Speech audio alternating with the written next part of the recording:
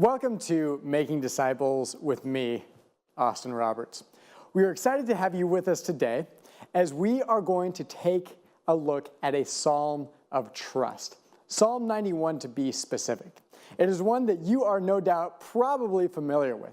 It's one that many of us have read and even memorized over the years. So thank you for joining us today as we take a look at the word of the Lord and what he has to say to us about trusting him today. The story is told of a young boy one night who was very scared, very afraid during a thunderstorm. Well, this boy was being tucked into bed by his mother, and as she was tucking him in, getting him ready to go to sleep, he looked up at her and asked, "Mom, can you stay with me tonight? Can you sleep in the bed with me? I am scared." And his mom looked down at him and said, "Oh, I'm sorry, buddy, but I have to go in the other room and sleep in the bed with your father." And the boy was obviously perturbed at this revelation. And he sat there and wasn't sure what to do. And finally, he looked up at his mother and kind of made an offhanded comment and said, "Oh, the big baby." Haven't we all been afraid at one time or another? Been in a moment where we are scared? I don't know if you know what that's like, but there's an author by the name of Fraser Kent who talks about phobias and talks about fear. And the truth is we are surrounded by people who are afraid of things every day. In fact, Kent gives a list of different fears and phobias, and these are some of them that he lists. Palatophobia, the fear of baldness and bald people. Aerophobia, fear of giraffes. Porphyrophobia, fear of the color purple. Catophobia, the fear of hairy people. Lavophobia, fear of objects on the left side of the body. Dextrophobia, fear of objects on the right side of the body. Auroraphobia, fear of the northern lights. Caliprophobia, fear of obscure meanings. Thalassophobia, fear of deep water. Too hard to pronounce, fear of standing and walking. Odontophobia, fear of teeth. Graphophobia, fear of riding in public. Phobophobia, fear of being afraid. Every day we are surrounded by fear and by people who are afraid of something or another. In fact, we ourselves are often afraid of certain things.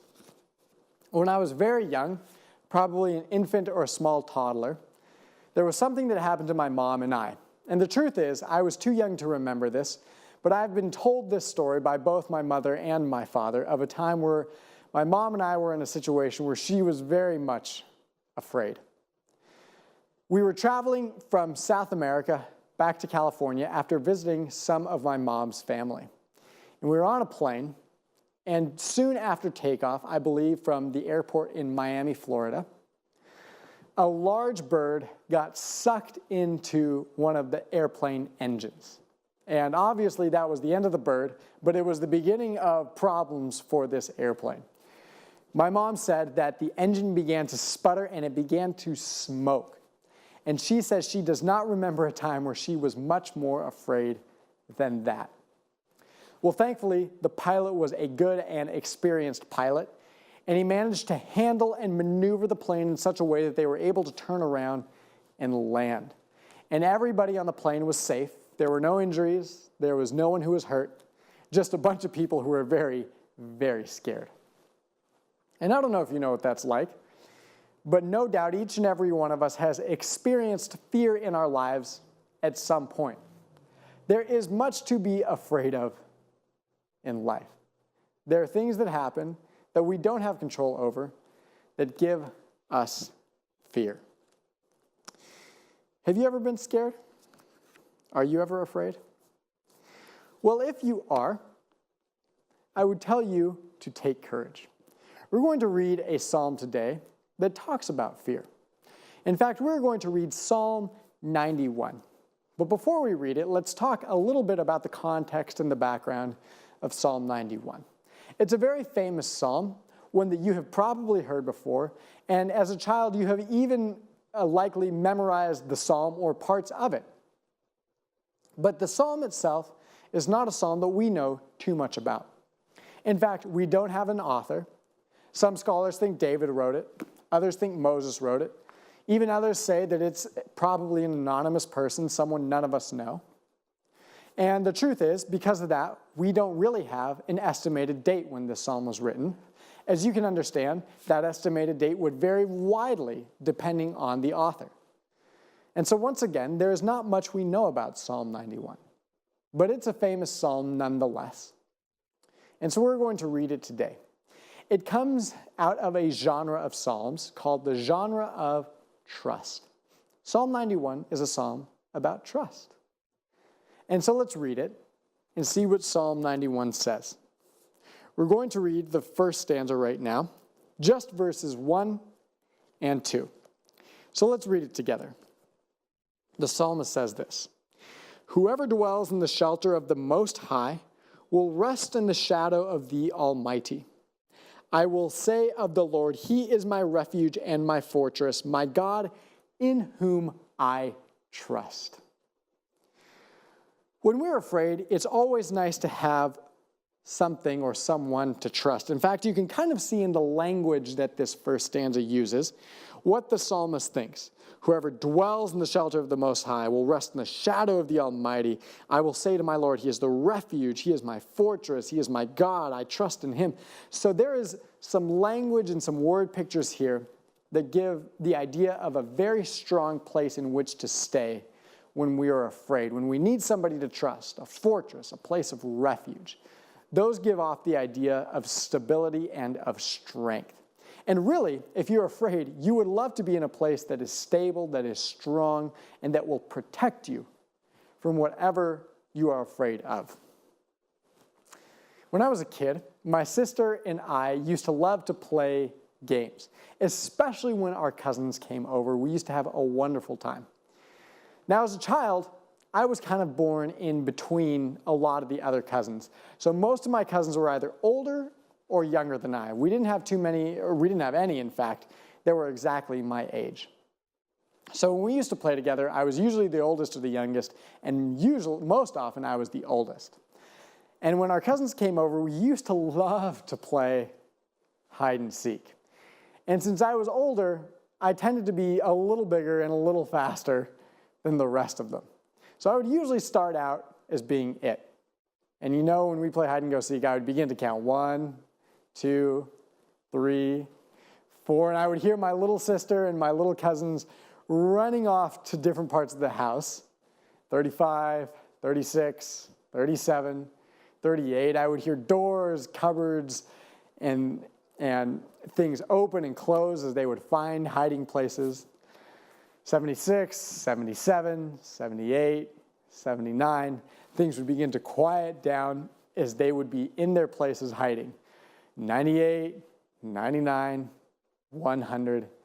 And then I would begin to look. I would begin to open doors, look under beds, open cupboards, look inside closets for the people who were hiding.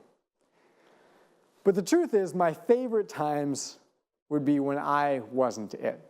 When somebody else was counting, when it was my turn. I used to love to find places where they wouldn't think to look. And then finally, when it was time, it would come looking, and then I would go tearing through the house to that predetermined safe spot, and I would grab it and say, I am safe. When we're afraid, we like to have a place where we are safe, a place we can grab onto and hold onto and say, we're safe. That object of our fear cannot reach us, cannot touch us here. We love to be in a place that is safe. We love the fortress, that place of strength that the psalmist talks about here in this psalm. And so the question then arises inevitably, what does God do when we're afraid? We like to be in that fortress, in that safe place, but what does God do? So we're going to read the middle chunk of this psalm.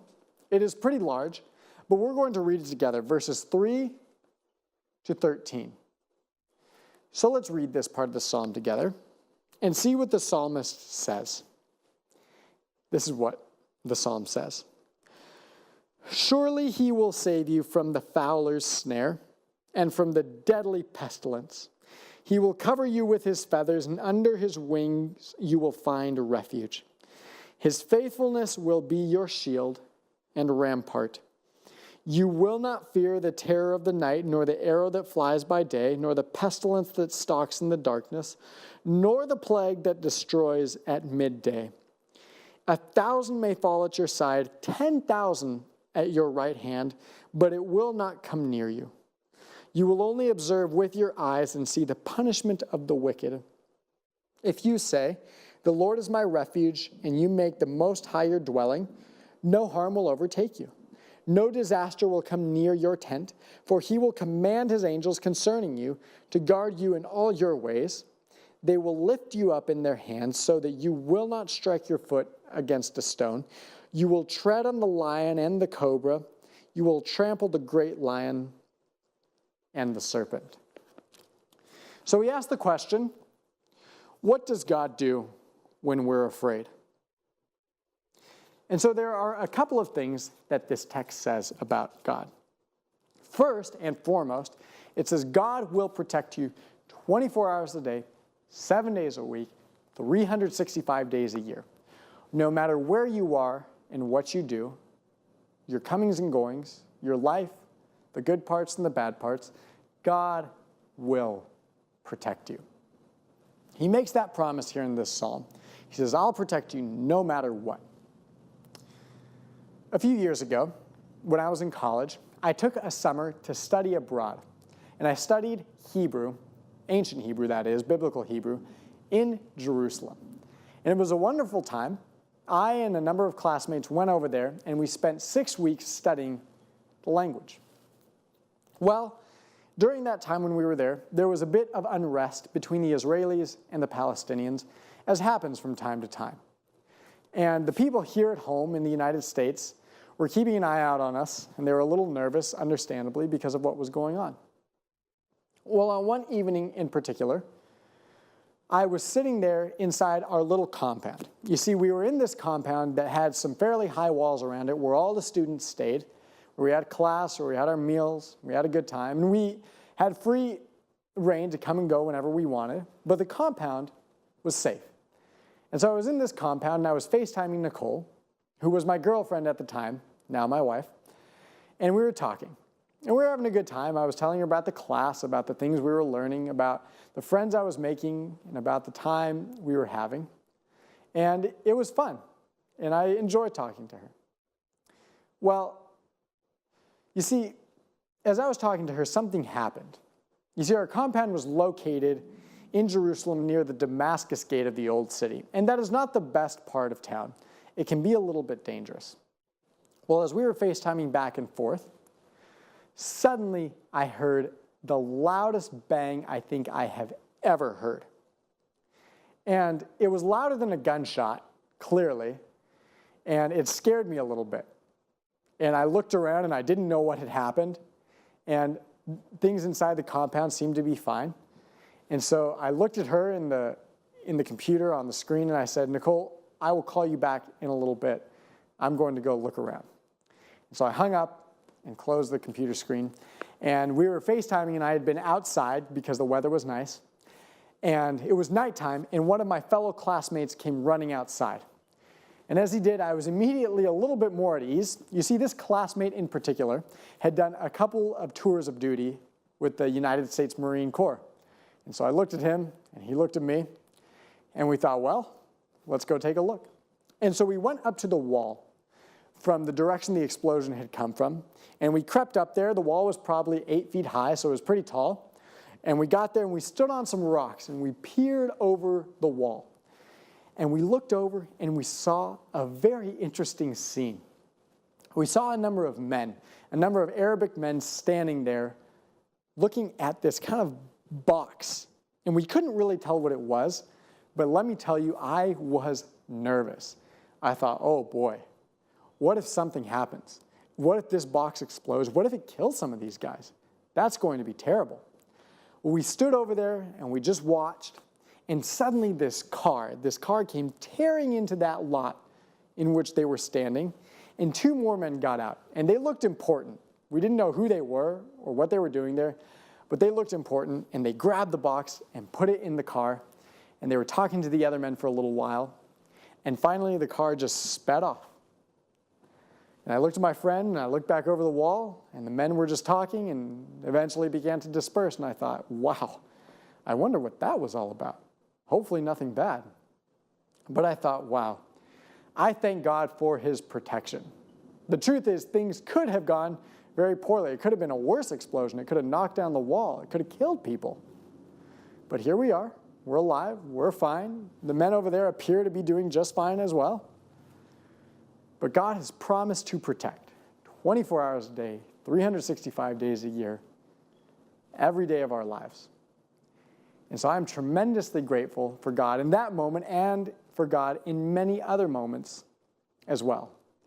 And he has promised just that. He said, I will protect you regardless of what happens.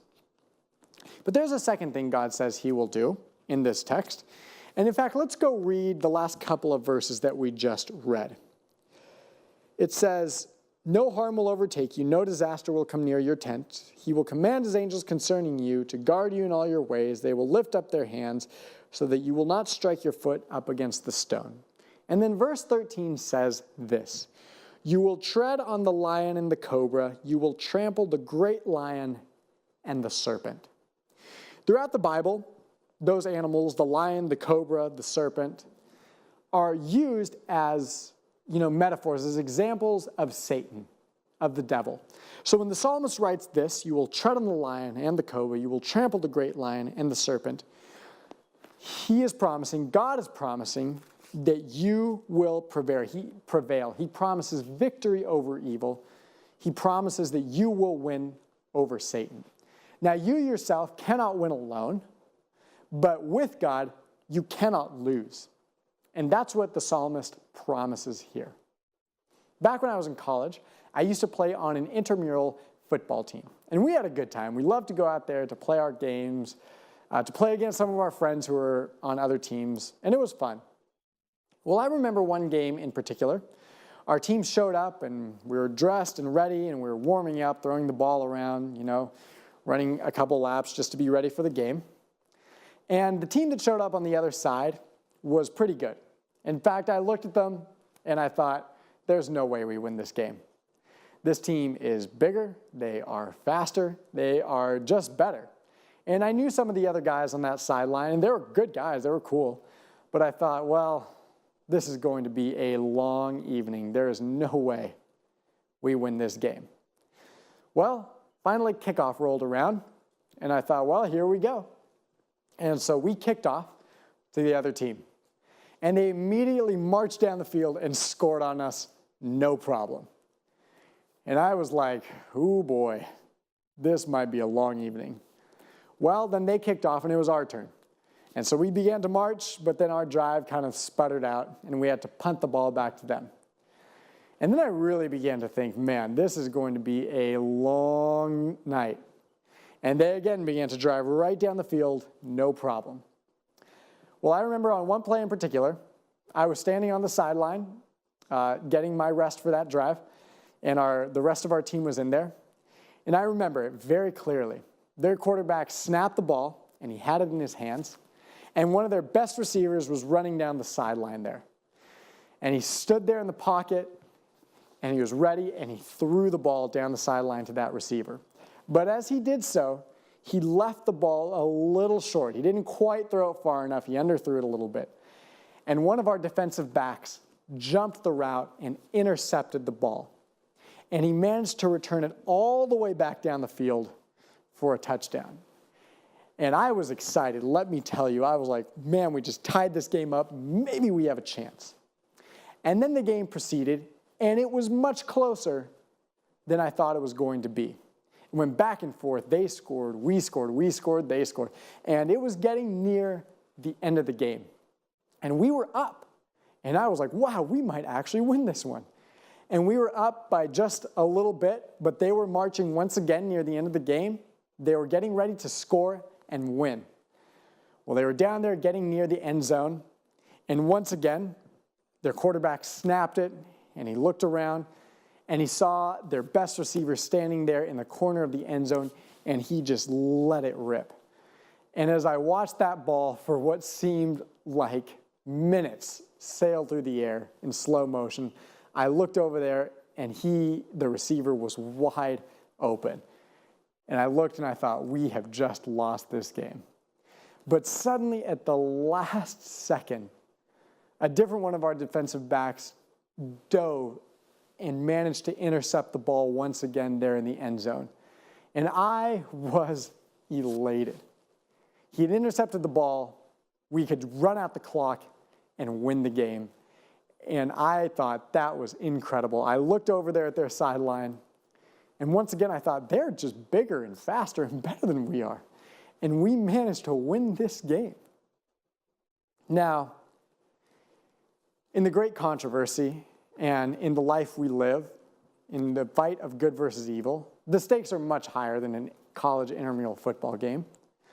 But God promises just that we will win, that we will have victory over evil. And it's something we cannot do alone. It's something that isn't possible for us to do by ourselves. But if we follow God, and if we follow His way and fight for Him, we cannot possibly lose. And that is the beauty of what He says in this psalm. There are two things He says in that middle stanza. He says, "When I will protect you 24 hours a day, 7 days a week, 365 days a year, regardless of where you are and of what you do. And secondly, I promise you victory over evil and over the evil one." If we fight for God, we cannot lose. And that's a blessing.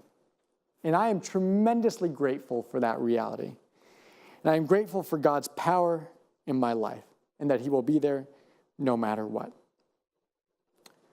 And you might say to me, okay, Austin, I understand your point, and it makes sense to me, but the truth is I don't feel like I am protected. I have things that are hard in my life. I am fearful of maybe big things, maybe things like, evil in the government or North Korea or ISIS or global warming or whatever it may be. And you might sit there and say, I'm afraid of those things, and it doesn't feel like I'm being protected. Or perhaps you might look at me and say, listen, Austin, there are things I have to be afraid of that are a little closer to home. I have a difficult financial situation. I'm afraid of divorce. I'm afraid of things not going well at work. And there are things that you may be afraid of. And the truth is, those are tough. Those are difficult realities we have to face. And the truth of the Bible and the truth of following Jesus is this. He does not promise to give us the best life that is possible. He does not promise to protect us from everything physically 100% of the time. In fact, if you read this book, if you read the Bible, you'll realize that many of the people who choose to follow Christ meet tragic ends. Many of those people live very hard lives and are persecuted and are made fun of and worse for following Jesus. But He does promise to protect us spiritually. He knows that Satan is coming for each and every one of us, and He promises to stand there if we stand under His umbrella and live in His fortress. And He says, I will protect you from Satan. And the people in this world may persecute you, and they may come for you, and they may do very terrible things to you. But at the end of the day, if you stand with me, I will stand with you. And you have nothing to fear, because I am here with you each and every step of the way. So let's read the final stanza of this psalm. It is once again Psalm 91, and we will read verses 14, 15, and 16.